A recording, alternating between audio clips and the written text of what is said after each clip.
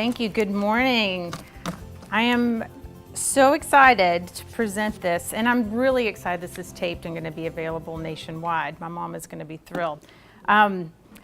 Because let me introduce myself. I'm Karen Sheets-Mobley, a licensed clinical social worker and licensed marriage and family therapist. And I have been doing this for quite a while. I have a history of working with people with disabilities. Now, worked in the West End for a while, working with families, and now I work in the Butyl area, working with kids from my youngest is 3, and I have a lot of families of all ages, but I also have a lot of teenagers, which I really enjoy. Because, and I'll say this, a couple times, it's like I feel a little bit like a spy. I also feel like a little bit of a translator because I can bring my experiences to you, and I can bring them with the parents that I see in my office. I graduated high school, 25 years ago. But even though things are very different, when I was a teenager, I was the one in the counseling office when I was a teenager. And I tell kids that, I've been on this side of the couch and it's kind of weird. My experiences happened back in the 80s and 90s, but some of those feelings are still relevant. And that's kind of what I draw on a lot. And as an adult, it's easier too, because I'm an adult and I also know from the adult side what's going on too. So I bring this picture with great humility because I don't know how the intensity of your kids' behavior is. You can't see it too well. That's probably good. This is a picture of me in my junior year in high school. This was a more tame picture. I tried to find one that was more obnoxious, but I held back. The reason I bring this to you today too is that the experience that I had as a kid, there was all kinds of boundary pushing, lots of turmoil with parents, lots of turmoil with my mom, pushing boundaries, sneaking out, experimenting with all kinds of stuff. Adolescence was really hard. My mom talks about the favorite Mother's Day card that I sent her. It's a picture of a house, and they're screaming coming out of the house, "I hate you, I hate you, I hate you." I gave this to her in my 30s. And you open it up and it says, "Don't you miss our mother-daughter talks." So it's gotten a lot better. So here's the stuff that I want to present to you guys today to make sure that you all know this is what I'm going to be presenting is the information, and this is where I talk about being a spy, is that some of the information I'm going to give you this morning is stuff that I hear directly from kids. And I think it's really valuable, and I'm hoping you will too. I'm going to tell you a little bit about some stuff that your kids don't want you to know. Some information that I've gathered that you might be interested in. I'm also going to talk a lot about brain research. That's been the big thing for the last 20 years is how our kids' brains mature over the years and how developmentally our brains are just so completely different than adolescents. I'm also going to talk a little bit, probably the main theme of my presentation will be about empathy and how that can really help. There's probably some hard stuff that I'm going to be talking about that, may be a little bit challenging that you probably already know, but you may not want to be reminded of. I'm also going to talk about having a connected relationship with your kids, and that's going to help discipline be a lot more effective. Also, how to set boundaries and implement consequences. So, if there are just 2 things that you take away from this is what I really hope that you come away with, is that if we boil it down to the basics, is basically the good life comes from being engaged, being connected to your kids. I know that's not always easy, but if we can that be our goal, that's a great place to start. Truly empathizing with your kid and also having a lot of compassion for yourself. I tell mothers especially that as soon as you find out you're pregnant, there's like this giant amount of guilt that just comes, like, what am I eating right? It's all my fault, everything that comes on. As soon as you feel completely responsible. So here's some information that you might be interested in. So what your kids really want you to know is that they don't want to have all the power. They may act like it, they may be experimenting with that, but they really do want to have a childhood. They don't want to be taking care of their parent. And that can come in all kinds of different shades and colors, but the kids want to know that our parents are the ones that are in charge. I have one kid who, I think this kid was maybe 10 or 11, and told me about her parent that was drinking. And she said, if my mom can't take care of herself, how's she going to take care of me? And I was like, it's pretty deep. I don't think she realized how deep that was, but that's a really great point, is if she can't take care of me, how am I going to take care of myself? I had another little boy, single mom, was so protective of his mother that when they would go to the mall, he would never walk side by side with her. He would walk behind her and make sure that no one was checking out his mom, like guys, like watching to make sure that no one was hitting on her. So felt a lot of responsibility for her. When kids rebel, it's really about, I'm testing you. I want to see if you're gonna stay here. Can you handle me? And this is something, again, that I can relate to so strongly, is like I wasn't able to say it at the time. Now as an adult, it's great that I feel like I can bring back those experiences and tell you as an adult, is that that's what I'm gonna do when I'm gonna test you and test you. I really wanna know, can you handle me? Are you gonna be there for me? Are you gonna leave? And not leave necessarily, literally, but are you gonna be able to stick with me? Because if you can't handle my behavior, that makes me feel insecure. That makes me feel shaky. And I would really rather that you be tough and be consistent. Because a kid's too young. They can't make those big decisions. They act like they want to be in power, but they'd really rather you be the one. And there's a big deal of respect that goes with that too, is if you can handle me, if you can stay calm, then that's a level of respect that the child has for the parent. This is a little more specific, but I hear this from teenage girls all the time, is that they will say that they really want to have a relationship with their dad. A lot of times I have kids that come in and I'll say, we talk about all these different things and we never talk about their dad. And I was like, well, how about if your dad comes to the next session?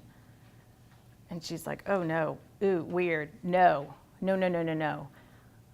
And I think that's really important because when girls get older and they start maturing physically, sometimes dads have a hard time with that change. They're no longer the little girl that they can hug and hold and put on their laps. Now they're maturing and they're starting to grow, and it just feels kind of strange. So anything that we can do to keep dads and daughters together is really important. They are going to be the model.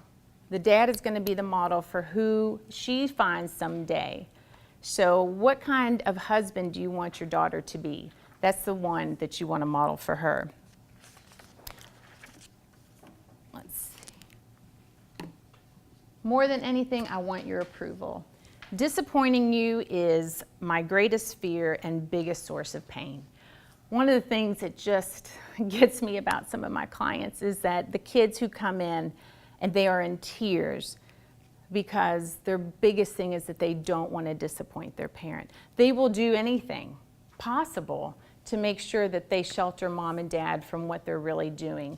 I've had kids who have been in treatment for drugs or alcohol, and I'll say, have you told your mom or dad exactly what kind of stuff you've been doing or how you got what you did or the lengths that you went? And they're like, there's no way. There's no way I'll ever tell them, because I don't want them to look at me differently. I don't want them to see me in a different light. I want to be the good kid that they still love. And I know as an adult that the parent loves a kid unconditionally. There's nothing that a child can do that the parent is going to reject their kid. But the child doesn't know that.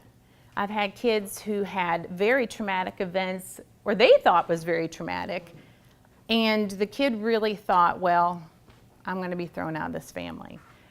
And I don't think that parents always realize how huge of a feeling that is.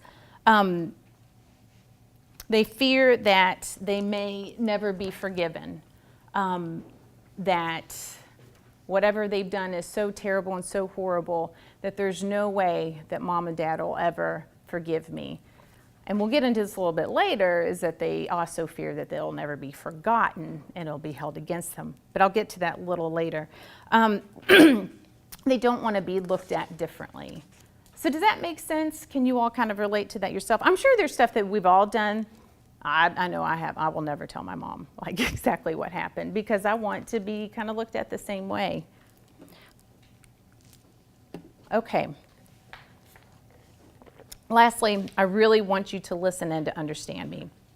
I had a kid tell me recently who's bringing all kinds of issues to the office. And, you know, the parents are there and they're loving and they're concerned and they want to help. And the kid tells me, you know, they don't get it and they can't help me until they understand. And this is how that kid feels, is that they don't, if they can't understand me, then there's no way that they can help me. So this is going to be a theme that I'm going to go over and over today. But the most important thing that we can do is to validate their experiences and their feelings. I love having moments where I will say, you know, the kid will be telling me their story, and I'm like, so is it like this or this? And they're like, yeah, that's exactly right.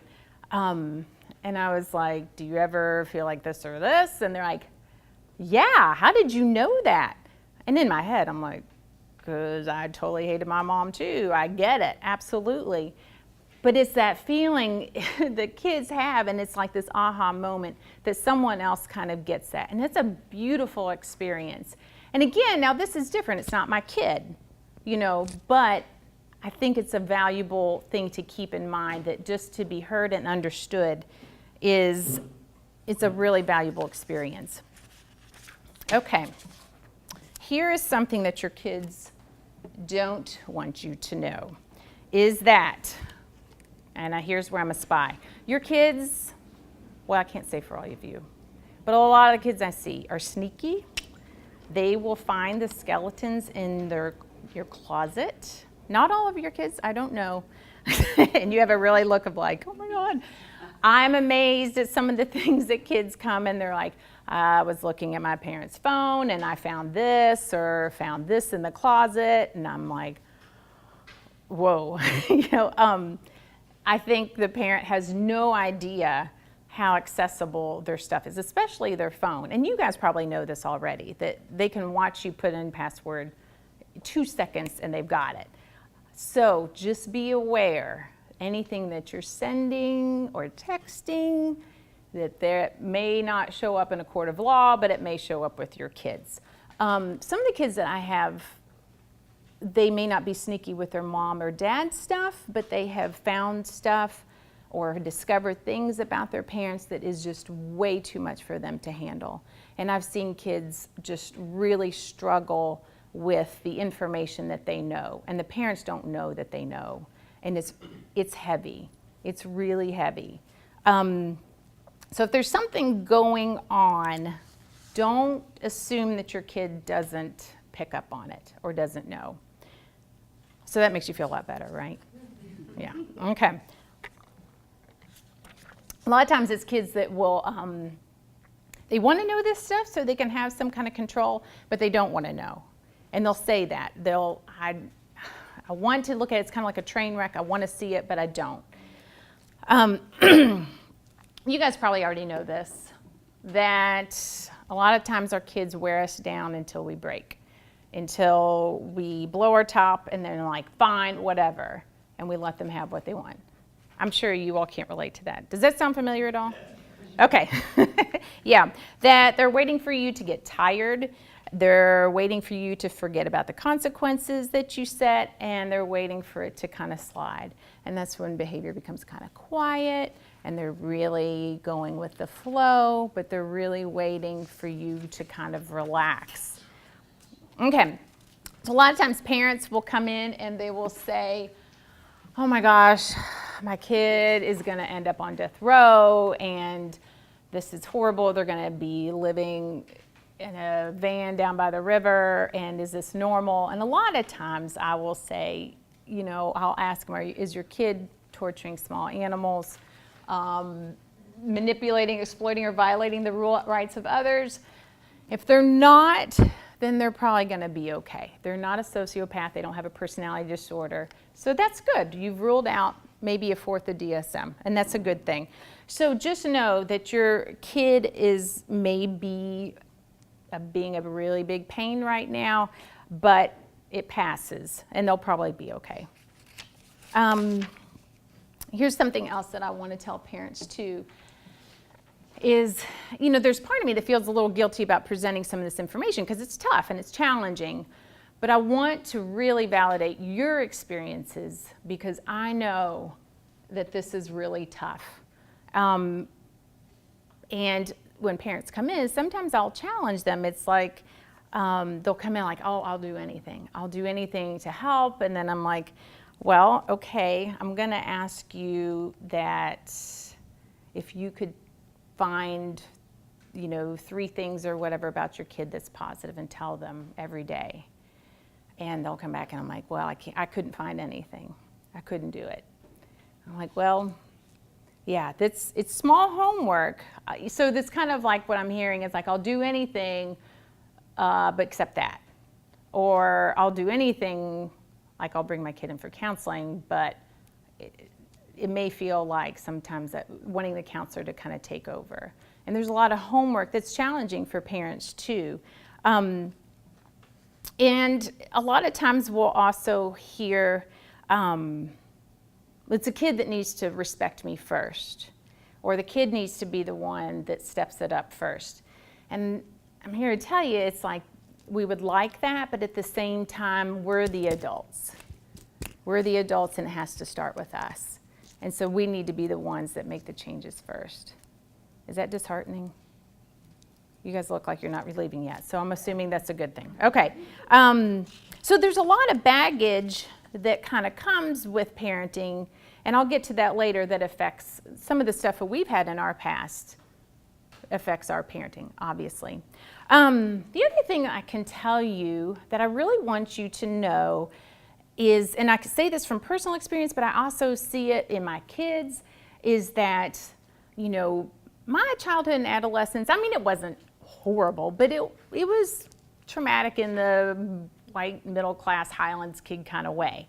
But and so parents that didn't understand or couldn't relate and having all this turmoil with them, but what really evened it out, and I hope that each one of your kids has this. It might get me a little choked up, but everybody needs to have an Eileen and Uncle Posse. So these are my surrogate grandparents.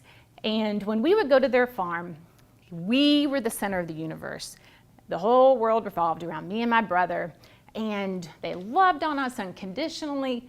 They didn't have any kids of their own, so it was like we got everything. We were spoiled rotten.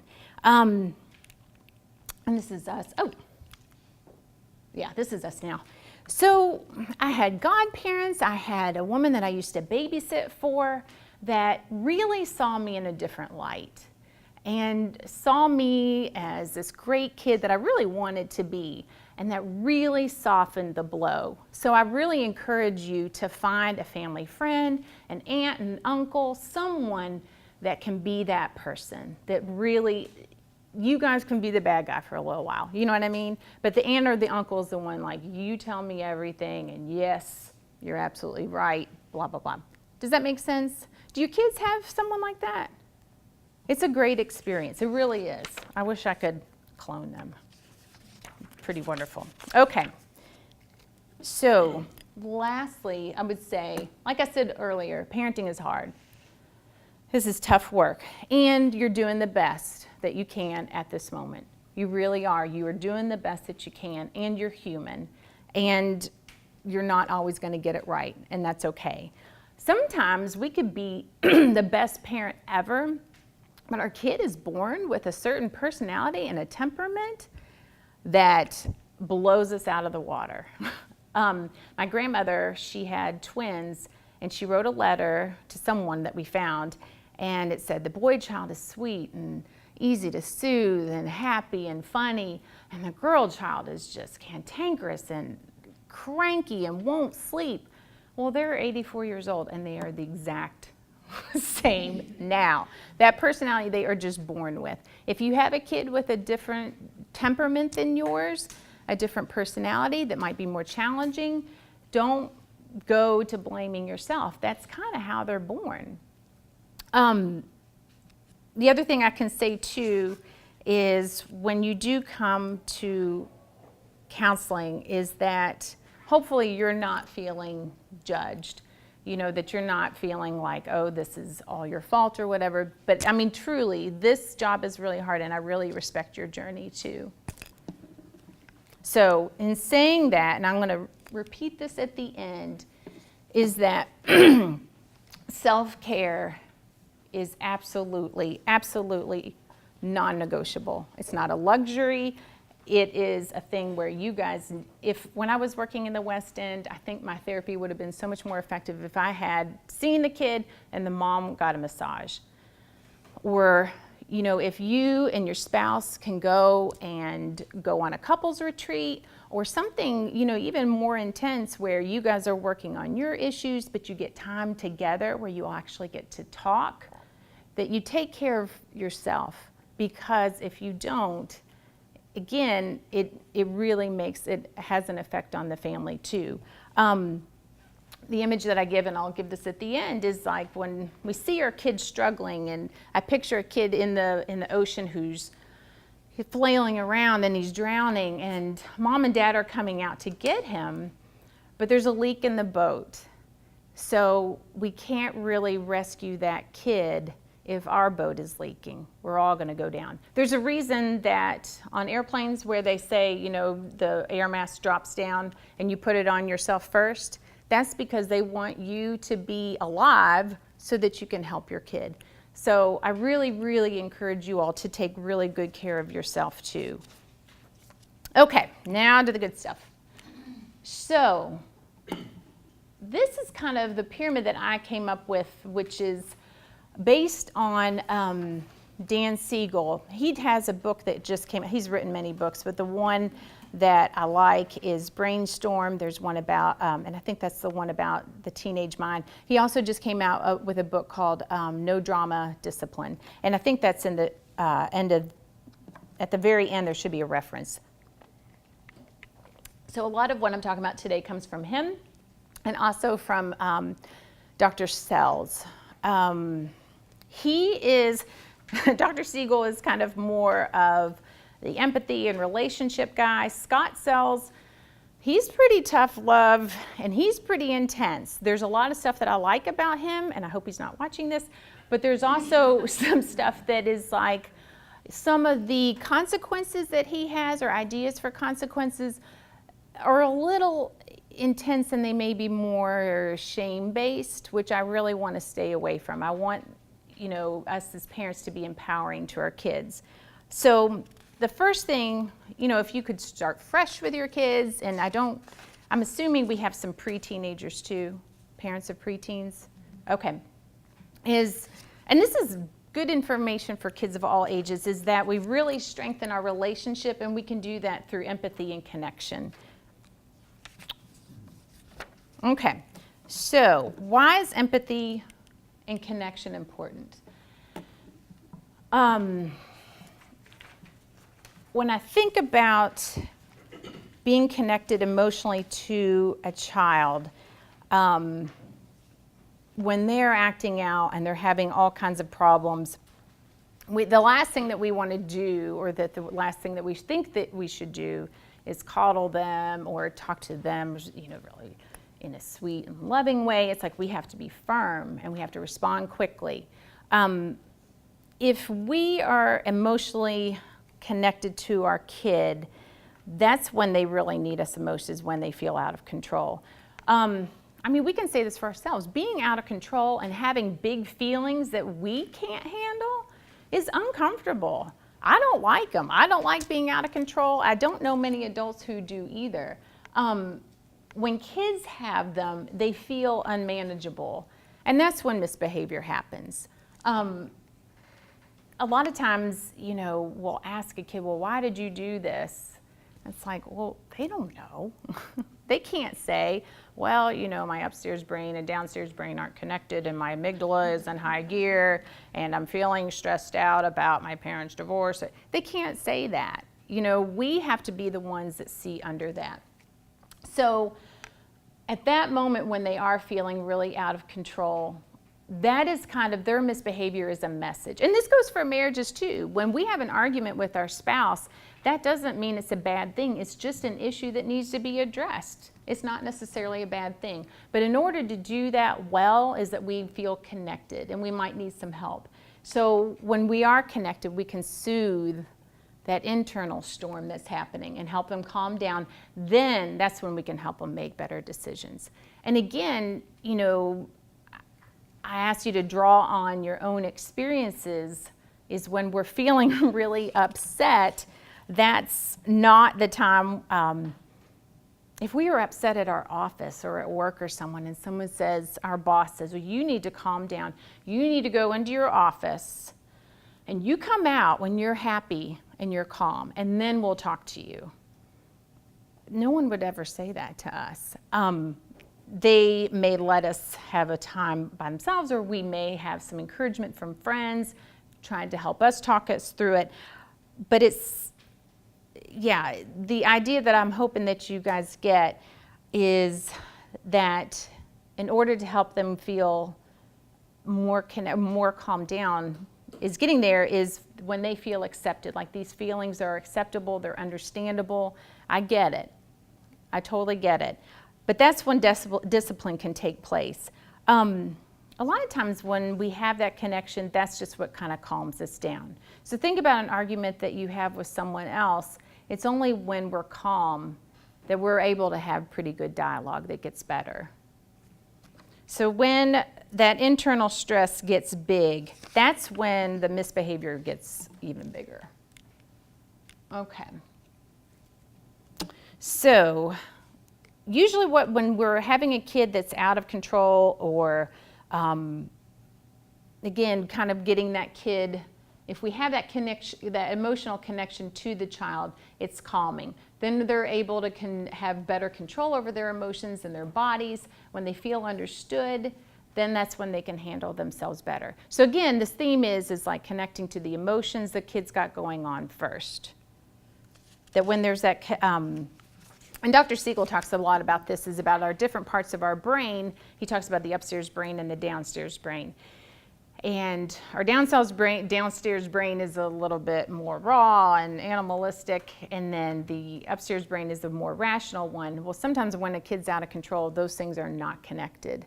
And at that point, they really and truly can't help it. They cannot get it together. And bless their heart, it's like, that's our job, is to help them get their body regulated again. So, how can we do this? These are things that we would want for ourselves. When a kid is having some kind of obnoxious behavior or something that's not something that we like, how can we see beyond that behavior and see what's underneath? I had this great clip, but we won't have time to show it. Do you all remember the movie Kramer versus Kramer? Okay, there's a part in there where he's flying an airplane at the table and he's making all these, he's being kind of annoying, and Dad's preoccupied and he's dismissing all these things. He's like, oh, this meatloaf is gross. And no, it's not gross, you liked it last week. Well, it makes me want to throw up. And so then the kid's like, well, did you get the ice cream from the store? Yes, I got the ice cream in the store. And he's kind of contemptuous. You remember this scene? It's really painful.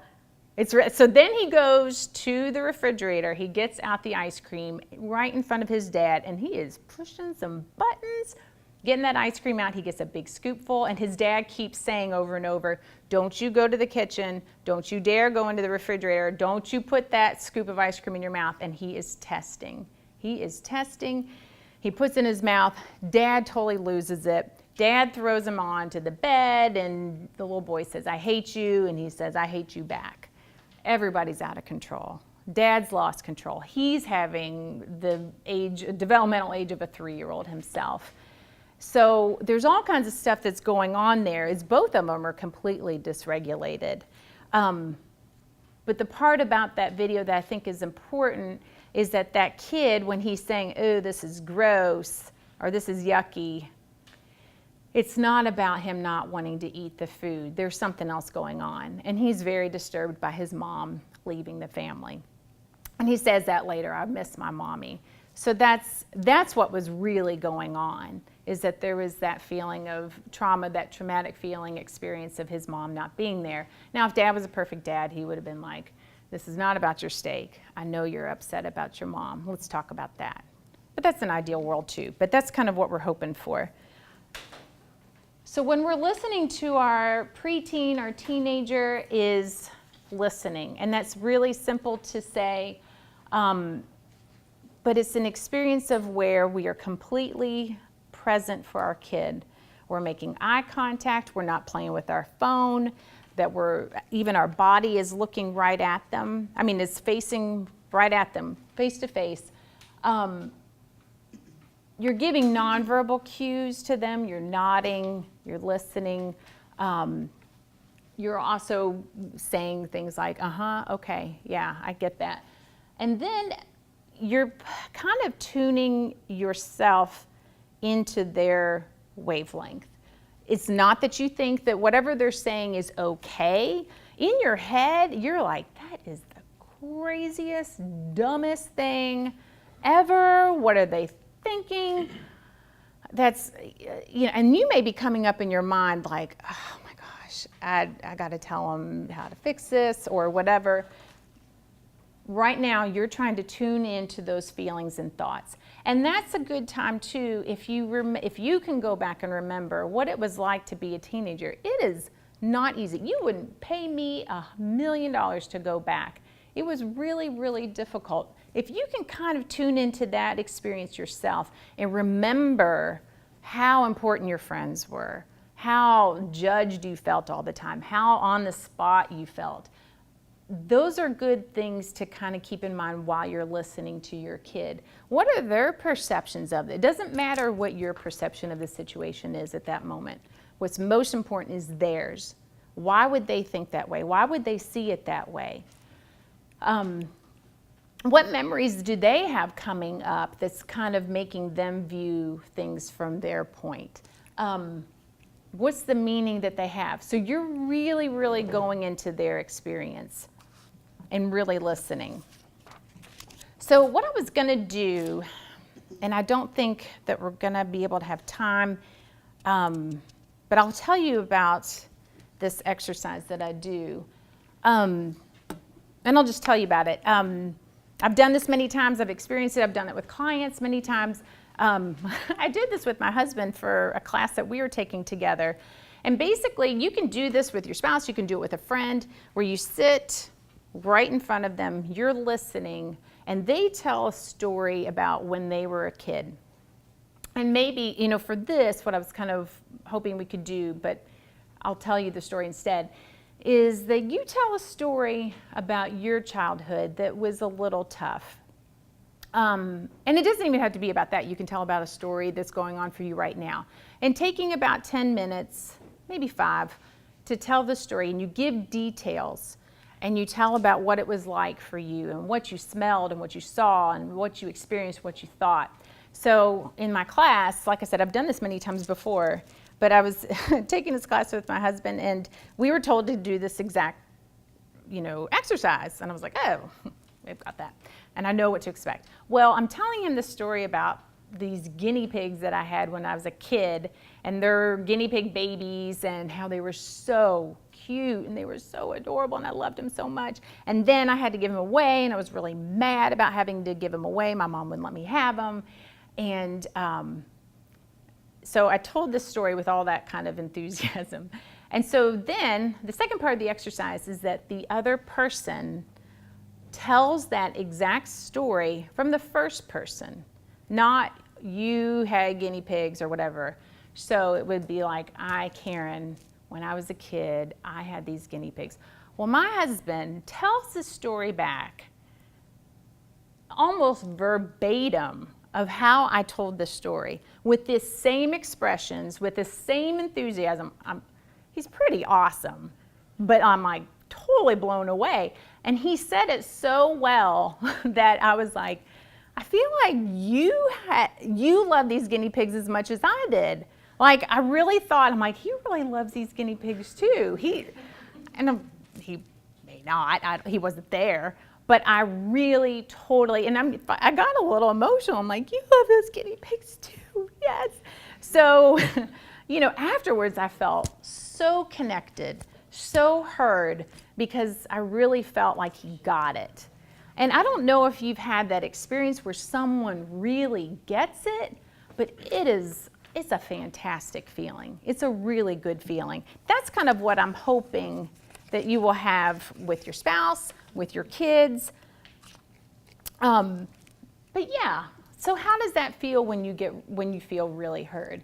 It's really fantastic. I had a boss a couple years ago. She was excellent listener. And she would say things like, yeah, I totally get that. I get why you're frustrated with doing notes. It's ridiculous. It's crazy how our organization asks for these sorts of things. I'm with you. I don't like it either.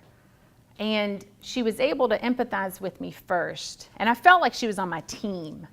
And then she was like, okay, so now we still got to do notes. How do you want to do it? How can I help you solve this problem? Well, I would have stopped a train for this woman because she was so good at empathizing, but then she was able to do the problem solving. And because she was so good at that, I respected her so much, and I was willing to do some really uncomfortable, yucky stuff that I hated because I loved and appreciated her so much. So if we can kind of get to that place first and really understand and feel like we're on the same team, things go a little bit better. Okay, so I may ask you guys, what gets in the way of you all listening well to your kids? And just shout out just a couple of things. What gets in the way of us listening to our kids well? Very busy schedule. Very busy schedule, absolutely. You're in the car. You're in the car. You got 5 minutes to get there. Yep. Did you get all your stuff? Right. Did you get your stuff done? We got 5 minutes. We're in the car. There's traffic. I have 5 million things I need to do today. What else? What else gets in the way?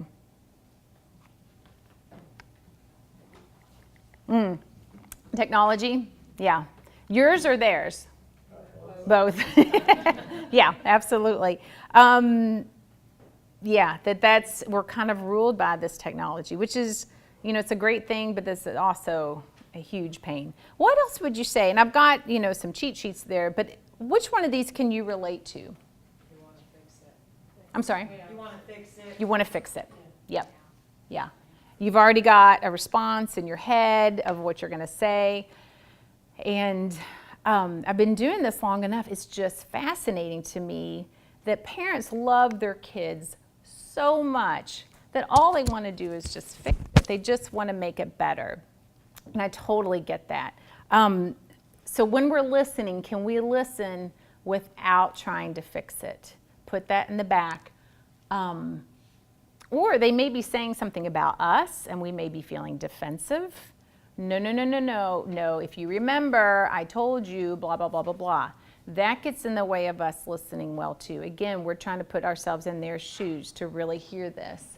Or our baggage gets tapped. You're just like your mother. Or, oh my gosh, I can't believe I'm saying the same things that my mom said to me as a kid. And we may be upset. We're angry ourselves. So, yeah, how can we improve these? Listening openly. Don't go right to fixing it or explaining, but you ask open-ended questions. I don't know if you can see this cartoon. Is that on your handout? Yeah. So he broke your heart, did he? Well, I can't say I didn't see that coming. Not really helpful in that moment. Yeah. you may be thinking that, and I just totally get it, but at that point, it is so not helpful. Yeah, so we're asking open-ended questions. We're concentrating on them. What's it like for them experiencing this? Yeah, try to remember that, and just for yourself, is like when you're telling someone or your friend a story, you don't want to be judged. You don't want to be told what to do. You just want to vent. And that makes sense, right? Okay.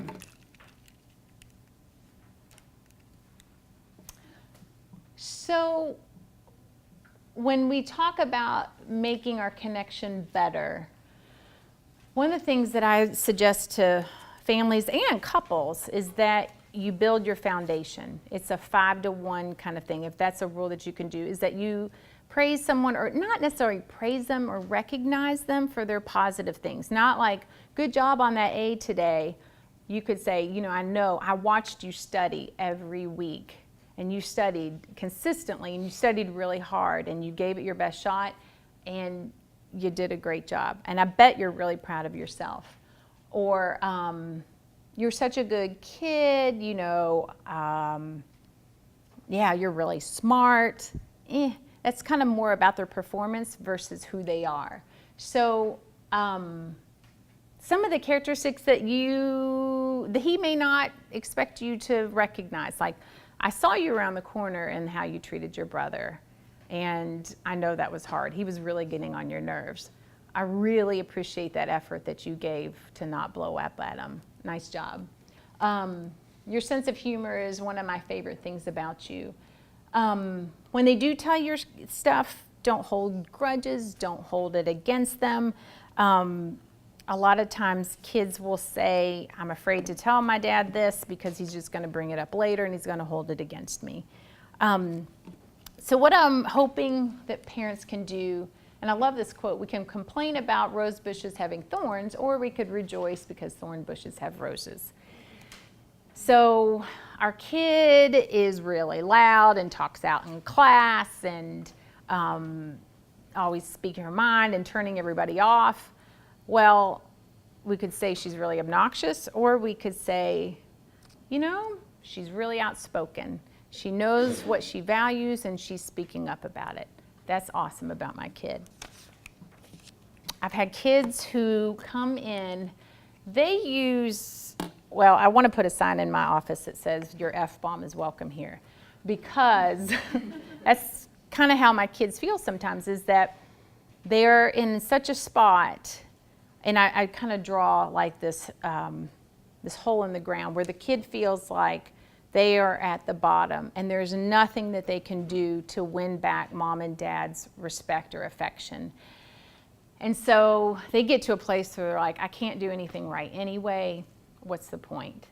That's when I tell parents, it's like, I need you to, and sometimes the kid's behavior makes it really hard, but I need you to really, really look and find at least 3, would be awesome to get 5 things that they are doing well.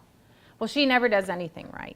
He's always misbehaving. He never remembers to do this.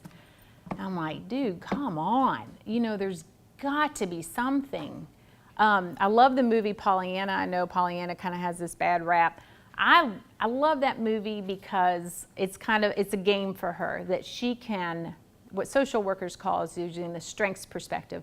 Look at anything and be able to turn it around. Celebrate the thorn bush having roses rather than vice versa. It's a skill and it's a habit, but one of the hardest things sometimes for parents is like they'll say, oh, I'll do anything. Okay, well, I want you to go home and find 5 things that they do well that you want to see more of.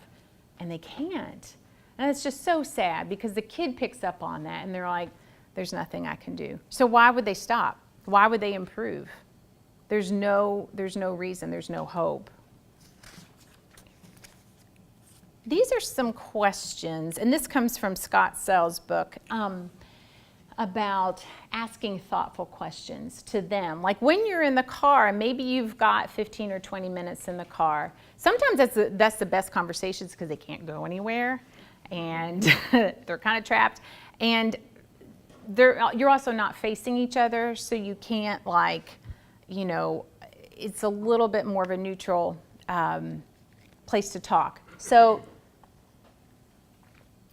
how do these questions strike you? How come you've not thrown in the towel yet and given up on yourself and our relationship? What keeps you going? And how can I be helpful to you? This question doesn't give away your power. You can just be curious, like, what would be most helpful? And if they won't answer you, it's like, talk about maybe their friends. Your friend, Patsy is really having trouble with her dad. What do you think Patsy's dad could do that would be helpful? What do you think could make that situation better? And that might be easier for them to respond. What things have I done or said in the past that haven't been helpful or have turned you off? And I just wonder kind of some of the things that your kid would say. Hopefully they feel safe enough to answer that, where you don't get defensive, that you're actually listening and like, yeah, I could see that, even though I think you're wrong. Yes. I get why you would say that. I totally get that.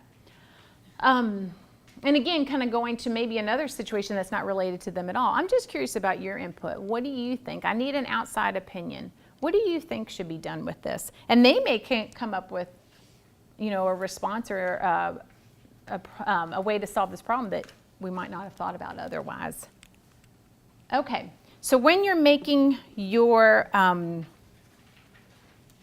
lot of times, now Scott Sells will say when the behavior gets so bad, that's when you make a contract. Should you do it if your kid's not really misbehaving? Maybe it's a conversation that you have with your kid about what your expectations for them are. What do you feel like the rules of the house should be?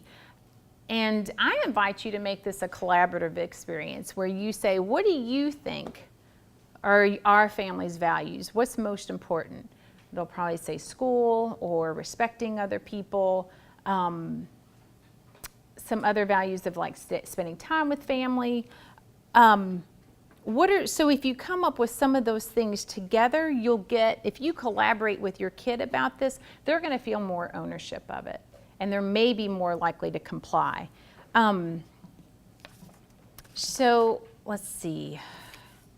Tell me a little bit about what behavior problems you guys are experiencing the most. What would you say? What are some of the things that start the most arguments? Not helping out around the house or picking up after them. Right. So household chores. Yes. Household chores. Yeah. Doing just basic cleaning up after themselves. Okay. What else? Not speaking incorrectly. Yes. Disrespect. Disrespect or, having a rude Right. speaking. Right. And they don't mean it when you discuss with them. They say, I didn't mean it, but the way you feel it is. Right. Okay, Right. Yes. And I may get to that, remind me, because there's a little part that kind of addresses that too. But disrespect, eye rolling, sarcasm, and those are the things like fingers down the chalkboard. I've had an experience with my nephew where he asked my husband a question about something, and he wasn't really being disrespectful, but he said, he asked my husband a question about science or something. I was like, well, why didn't you ask me? And he's like, well, because Uncle Trey is smarter. And that wasn't necessarily disrespect, but I noticed how triggered I got. I'm a therapist. And this is the part that drives me crazy. I'm a therapist, I should know better. But like the next day and the day and a half, I'm like still thinking about it and getting on Trey. Well, why didn't you tell him that there's other kinds of intelligence, emotional intelligence, and why didn't you stick up for me? And I was just left in the dust, and now he feels this way about me. I'm like, Karen, come on. So when you get triggered like that, ask yourself, like, what is going on? Why am I getting so triggered? Why is it so hard for me to be the adult in this situation? Yeah, that was one of my more prouder moments. So what is currently working as far as disciplining your kid? And I mean discipline like in teaching, not necessarily punishing, but I'm talking about like what kind of ways are you interacting with your kids that are working? What would you say? Your kids are completely out of control. They're all in juvie. You're doing something right. There's positive stuff, positive reinforcement. Mm-hmm. When my fifth grader gets off the bus and brings the trash can back to the house without being asked, after weeks of asking, You have I a say, hey, I saw you brought that Great. back. Thanks so much. Well, the next 3 weeks, the trash can miraculously makes its way back. Again, Right. Without me having to ask. right. Yeah, and I wouldn't even say that's positive reinforcement. I think that's just noticing. And I don't know if you all heard her, but like you just recognize the time when they were coming back and they brought the trash can in without having to be asked. You might have felt like throwing a party, and but yeah, so you recognized that and said yes. And then what you noticed afterwards that they kind of kept that behavior up. And I have an 8th grader, and to follow up on that, now when I bring the trash can in, because I was out there getting the mail or whatever, he thanks me. He thanked you when you brought the trash can back. Oh, Mom, thanks for bringing the garbage. That's so great. Did you say, well, thanks for being so polite? I appreciate that you do it without me having to ask you. That's awesome. So noticing the positive things about your kids that's helpful. Okay, what's not working? Oh, I'm so sorry. I was gonna say what works. What works? My children are all adults, but, Okay, when they were young, I had this incentive thing called Room of the Week, the Best Room of the Week Award. Best Room of the Week award. And they cleaned up their rooms, Uh-huh. and then they would give an award, the one that had the best room would give an award, and I put a big sign on the door, and that worked so beautifully. That's what I really did. Because they're all vying for the best room of the week. That's great. Yeah, One of the things I love that. They were getting chores and they were fighting, they didn't want to do them. And finally, I just said, okay, here's what has to get done, pick 2. And they were trading them off, I'm willing to do this, I'll take that. Great. I'll take that one, and it was done, and I Right. thought, okay. Yeah, the choices, Yeah. and instead of me assigning it, it was allowing them to pick it. Because Right. there's some things I learned, I'm never gonna ask my daughter to do. She hates it. My son will do it, Right. but not my daughter. Right. And that worked. And it's kind Right. of like the same with my husband, honestly. So- Yeah. So what you did, which is really great, is having them collaborate. Who cares if you're the one that's saying no? You have to do the garbage and you have to do the dishes. If you have a chore to be done, there's more ownership if they are the ones that decide. Yeah, that's great. Yeah, but it didn't work. It doesn't work. Because I have 3 kids. At the beginning, I had board saying Monday, this is doing such, is doing this and this. And I decided they are old enough and they say, yeah, great, okay, we'll do it without asking. And now I'm the one emptying the dishwasher and shouting and again, why is the table not set? And, Right. they say, because he has to do it, because he has to do it, because. Right. So now we're going into more trouble. So sometimes it works, but Yeah. when Yeah. it doesn't work, it's hard to say, great. Right. You did a good job yesterday. Yes. But, Right. And so what we'll get to in just a little bit is troubleshooting some of that kind of stuff. it's all right. So some of that we'll get to just a little bit is troubleshooting that, kind of clearing things up so they're really clear about what needs to be done. Okay, one more. I was just gonna say on the same thing where the kids my kids like choices too. Mhm. I'm like a little bit of freedom of when it gets. When it gets So done, yep. And, they don't like me to say, I need this done. Right. Go, whatever, but saying by Friday, X, Right. Y, and Z. And Right. that's really changed. Yes, is when they have some And choice in maybe that. it's just sometime before you go to bed, Yeah, you need to, yeah, whatever, as opposed to me saying, I want it done before dinner. right, right. When it's more of a collaborative thing that they're more on board. Right. Well, let me ask you this, I'm sure that parenting books are like a $1 billion industry. We hear it all the time of what parents should be doing, and there's all this guilt that we're not doing it. What do you see that you know you probably should be doing, but you're not? I have a friend who is a therapist, and he says, I know I need to be spending 15 minutes alone time with my kid, ideally once a day. I can't do it.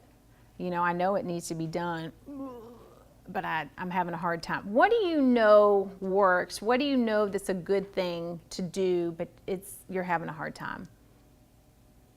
Being consistent with limits. Being consistent with limits, yeah. What's getting in the way of that, do you think? Exhaustion?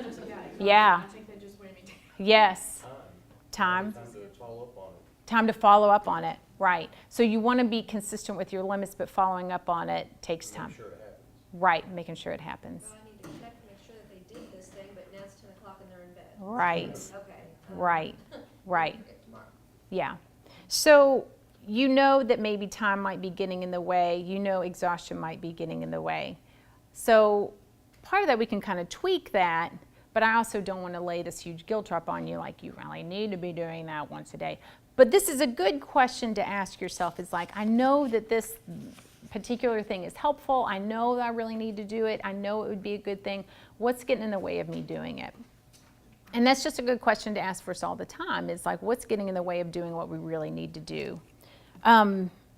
So getting to the tweaking thing,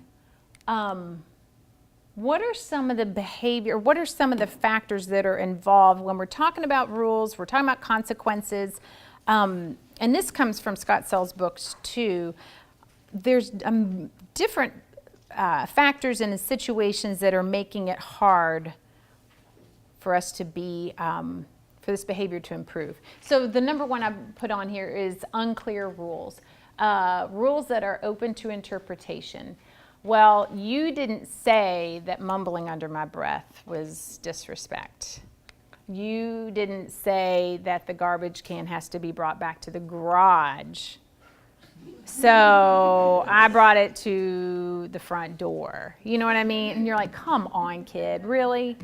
I have one kid there, he's going to be an attorney someday. He's like, you weren't specific. You weren't specific about it was. So you have to operationally define what you mean by cleaning. You don't have to go to the other end. I wish that I had kept these lists that my dad used to make about cleaning the bathroom. And he was a draftsman, so there's all this print that looks like a typewriter about how the bathroom needed to be cleaned. It was totally annoying, but it was very clear about how the bathroom needed to be cleaned. It's a good idea to make these things clear in the beginning when everybody's calm versus do you make up rules when you're really mad? Or that's when you're just like, no, you know what that means. So making them up as we go along, sometimes rules need to be tweaked. Sometimes we need to have a conversation like, this rule isn't working out the way that it used to. Let's make some changes. And that's fine. But maybe in the moment, that's a hard conversation to have calmly. Loopholes. Look 2 steps ahead to what your kid might be doing if the consequences are put in place. So you take your kid's cell phone away, but they get a hold of their sibling's cell phone and they use that. Or maybe they get a hold of yours. Well, you didn't say that I didn't have to use, that I couldn't use my sister's. Well, you're thinking I really shouldn't have to say that, but maybe and sometimes we got to look at those loopholes. So grounding, what does that mean? It means that you have to come home directly after school and you have to check in with our neighbor and you have to FaceTime me from your room to know that you're there and and that you stay in your room until bedtime, whatever it is, but that you're very, very clear about it so they don't find some loopholes. And again, we talked about this maybe a little bit.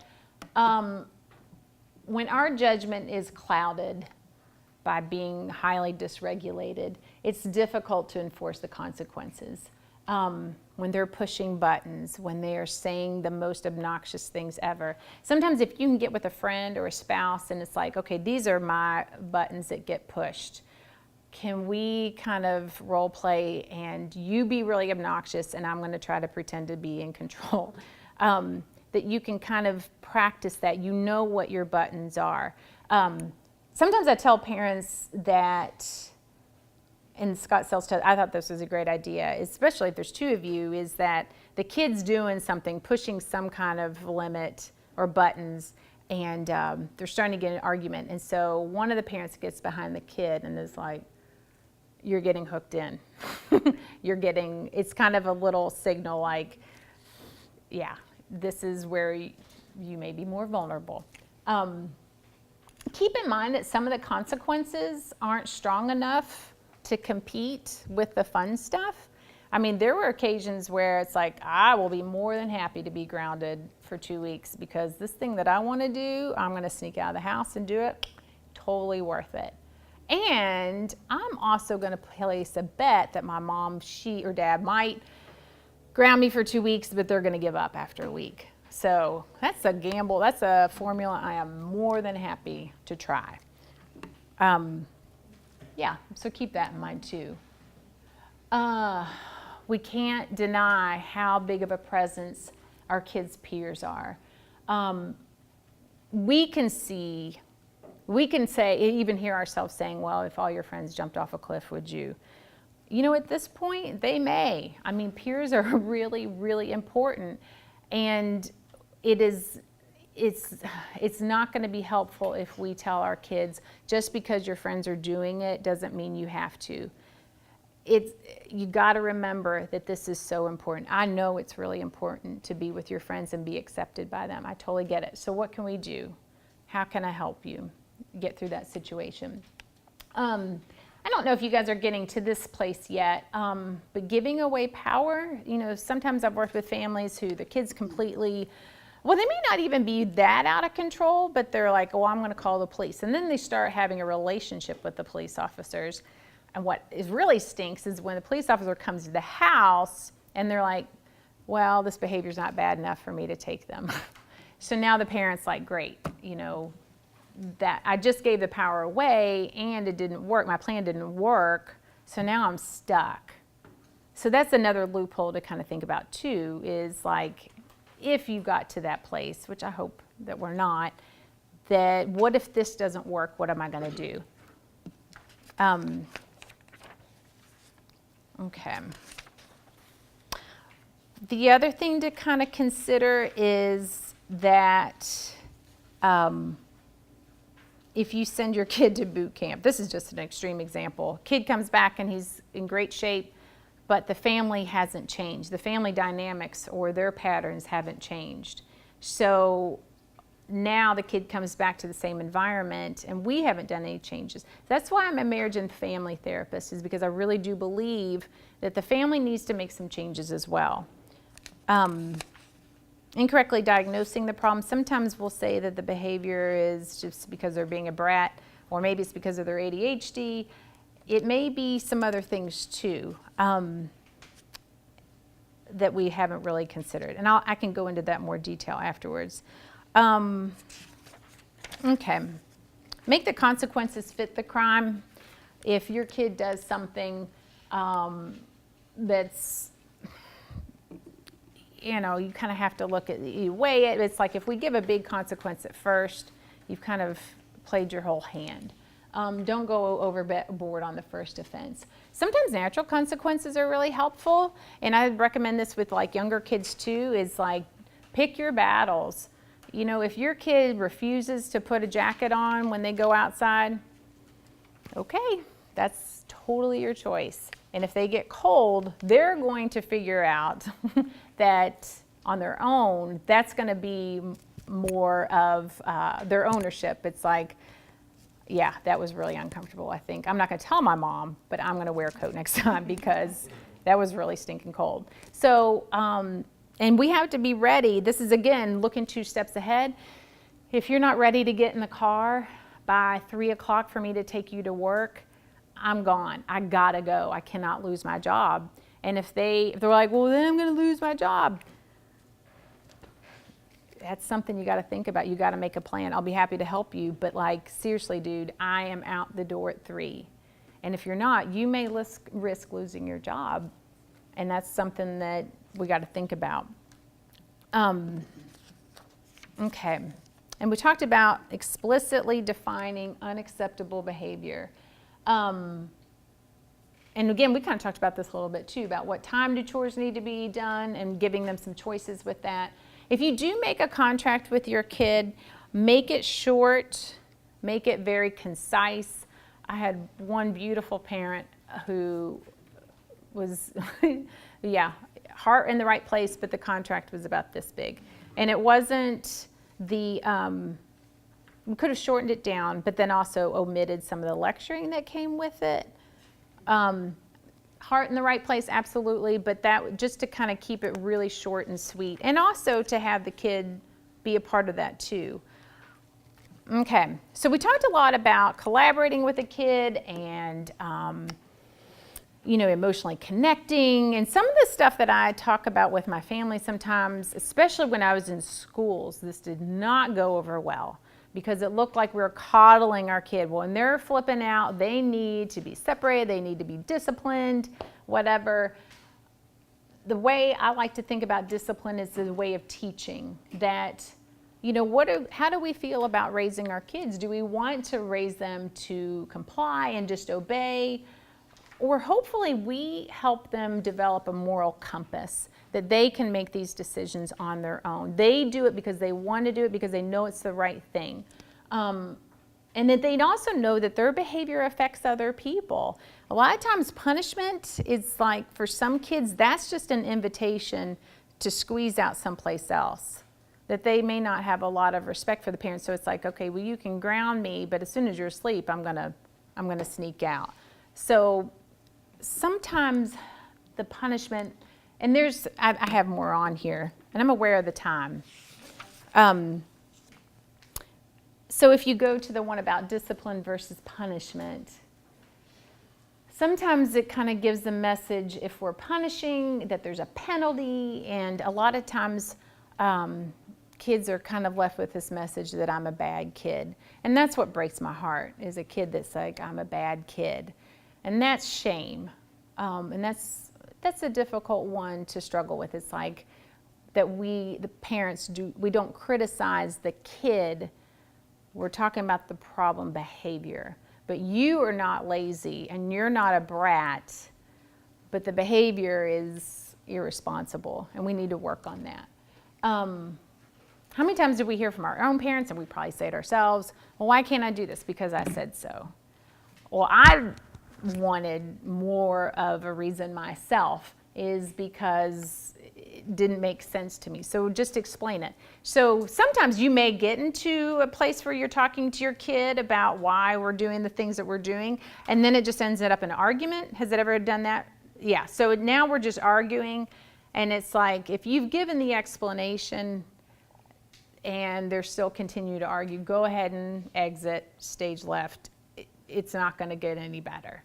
I've given my explanation, and if you continue to escalate, and John Gottman, who does family research or family and marriage counseling research, if we escalate past a certain point, our argument gets hotter and hotter. At that point, our brain has turned off. We're basically drunk. There's no point in kind of having more discussions because we're not going to be rational. So just be aware of that too, is when the argument continues to escalate and get hotter, you're arguing with your reptile brain, if that makes sense. So sometimes the message is that their opinions don't matter, that they may lack the ability to make their decisions on their own. And I may not, let's see, punishment is primary motivators teach kids that power and control are the best tools to get others to do what we want them to do. And a lot of times too, is that sometimes the kids may see that the punishment is that the parent is kind of like the judge, the jury, executioner, versus discipline being more of a dialogue. Now, I'm not saying that you have a dialogue with your kid about what they should or shouldn't do and that you let them have all that control. I'm not saying that at all. The parents are still the ones in control, but I think that some of the ways that we want our kids to behave, we can come up with solutions that are more creative, that give the kids a feeling more of being respected and more power. But at no point I'm saying that the parent gives all that control and power to their kid.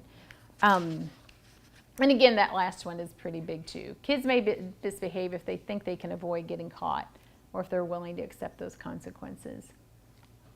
And punishment too is like, if we get punished for something, it's like, well, this is what you don't do. Because if you do this, you will get punished in some way. Well, it doesn't really teach us what to do. And that's what I'm hoping the discipline and teaching will do. Okay. Parent responses. How do we respond to our kids? And this is like giving the consequences. How do we do that effectively? That you give an endpoint rather than saying you're grounded until you learn how to respect people. Well, first of all, what does respect mean? Second, for a kid who can't think more than one day ahead, well, whatever. I'm never going to get better at this. And there's no kind of end in sight. You're grounded forever, basically. And then a lot of times, too, if we may say no to something, see if you can say yes to something else. No, you can't do this, but let's think about some other things that you could do instead. And then we talk about being consistent and having that fatigue. This is a discussion that might be good with a spouse or a friend. Is there's going to be times when consistency is really hard. So try to go ahead and plan in advance about how you can tweak things so that it is easier to be consistent. I shouldn't say easier, but like that it's going to happen more regularly, because that is probably one of the hardest things, is to be consistently. Yeah. Okay.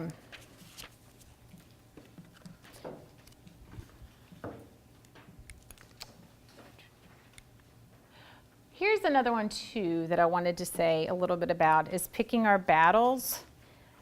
Actually, and again, if there's kids that have some ownership of it, there's some families that come in and parents are so upset because they got a piercing or they got their hair dyed or whatever and they look like a goofball. I encourage you to let that go. You may be completely embarrassed with your friends when you go out when your kid looks like this. Let that go. That's something that they can control. That's an expression of themselves. It's important as far as peers go. My perspective is that you let them have that. It's not worth fighting about. There's bigger battles that you want to pick. Does that make sense? Is this one hard? Piercings is kind of another thing. I mean, or tattoos. Tattoos are a little bit more permanent.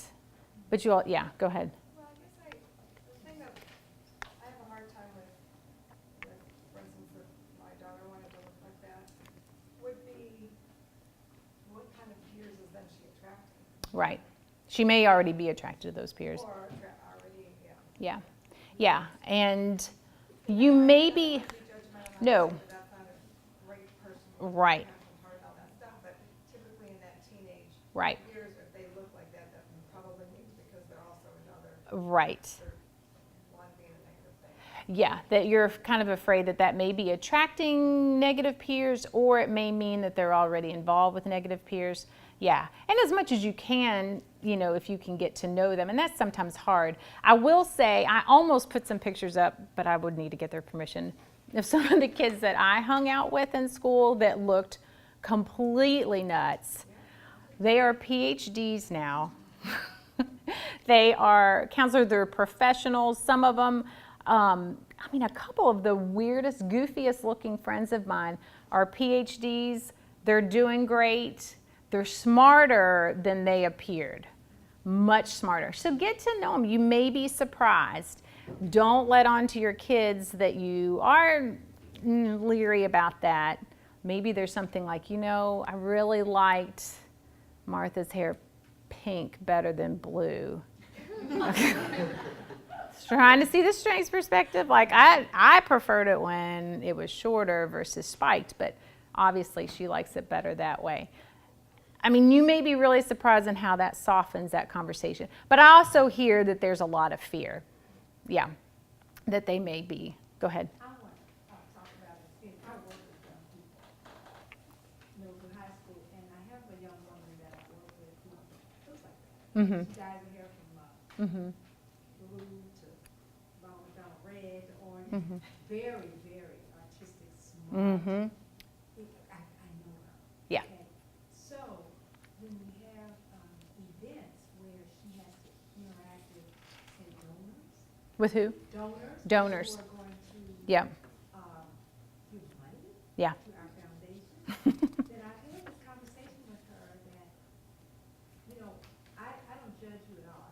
Right. brilliant, I know this. Mm-hmm. But there's a certain appropriate way you have to look Mm-hmm. when you're around certain people, Mm-hmm. and she gets that. Mm-hmm. Yeah. So she'll either, we talk, because I want her to be around, because she's one of our model people, Right. one of the brightest people we have. Mm-hmm. So I would say, if you could, maybe last week, because she does it all the time, different colors, Mm-hmm. for that event, or I'll tell you far enough in advance so you can dye your hair to a color that would go out of your head. Mm-hmm. Right. She accepts that. And you could probably get away with that because you had a relationship with her. And I think that is fantastic. And I'm surprised that she was willing to do that. But I think I respect her and she respects me. Yeah, and that respect goes a long way.